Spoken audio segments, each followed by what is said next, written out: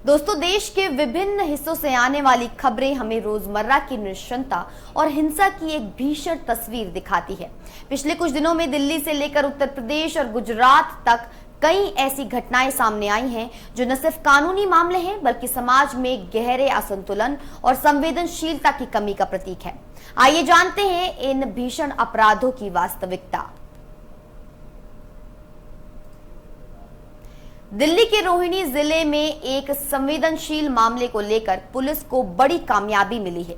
31 अक्टूबर की रात को दिल्ली जल बोर्ड के सहायक अभियंता 59 वर्षीय सुरेश कुमार राठी की हत्या हुई थी। उनके घर में घुसकर हत्यारे ने लूटपाट के इरादे से ये वारदात को अंजाम दिया था। पुलिस की गहन जांच और सीसीटीवी निगरानी के बाद आरोपी बंटी पुत्र दीवान सिंह को गिरफ्तार किया गया।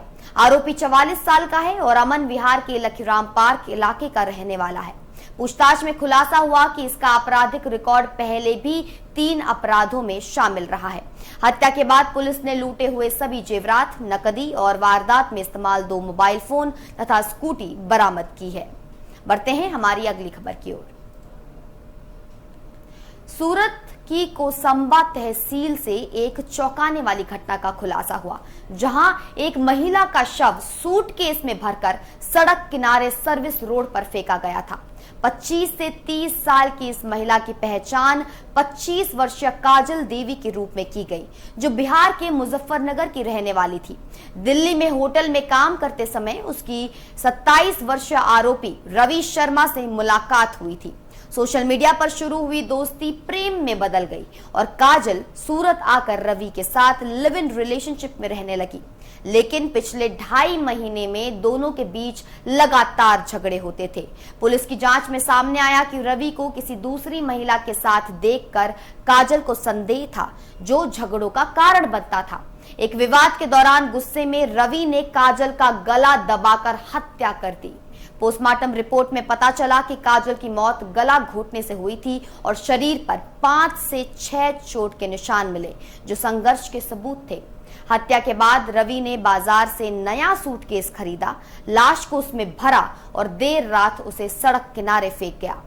फरार होकर वो फरीदाबाद पहुंच गया, लेकिन पुलिस की तकनीकी निगरानी और मानव संसाधन नेटवर्क से आरपीएफ और फरीदाबाद पुलिस की मदद से उसे गिरफ्तार कर लिया गया है। बढ़ते हैं हमारी अगली खबर की ओर। हमीरपुर जिले के मोहदा क्षेत्र में एक 40 वर्षीय युवक दयाराम का शव खेत में मिला। वो 4 बच्चों का पिता और शादीशुदा था। उसकी पत्नी तारा देवी ने आरोप लगाया कि अवैध संबंधों के कारण दयाराम की हत्या की गई है।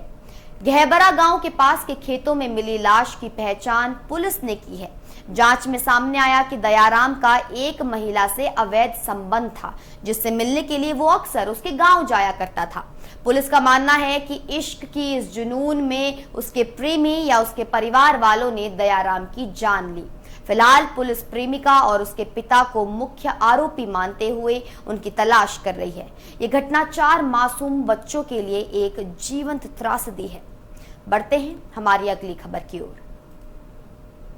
एक और भीषण घटना हमीरपुर से सामने आई है, जहां मोइनुद्दीन ने अपनी 27 वर्षीय पत्नी रोशनी की लोहे की रॉड से पीट कर हत्या कर दी। 3 साल पहले हुई इस लव मैरिज की इतनी दर्दनाक परिस्थिति किसी ने नहीं सोची थी। मोहदा थाना इलाके के कमरिया गांव में एक रात पति पत्नी के बीच विवाद हो गया। नशे के आदी पति ने पत्नी को लोहे की रॉड से बेरहमी से पीटा और उसकी हत्या कर दी।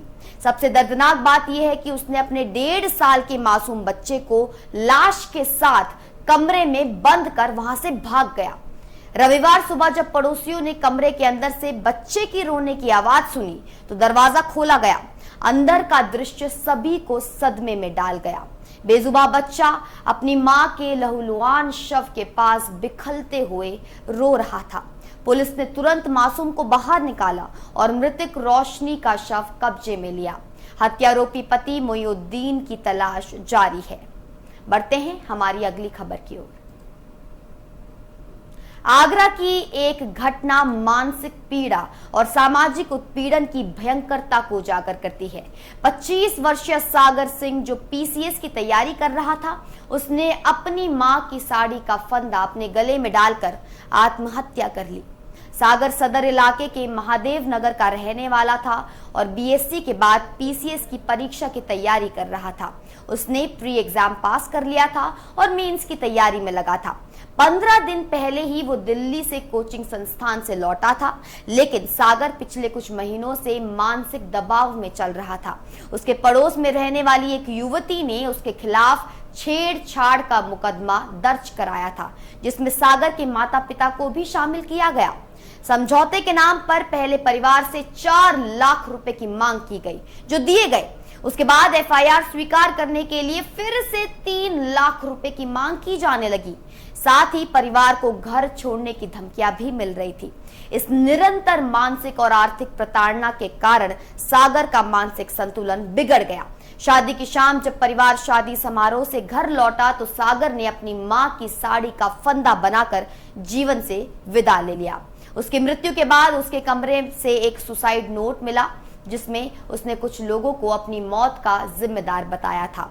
सागर के पिता ने इस नोट के आधार पर युवती, उसके पिता, मां और एक अन्य व्यक्ति के खिलाफ आत्महत्या के लिए उकसाने का मामला दर्ज कराया है।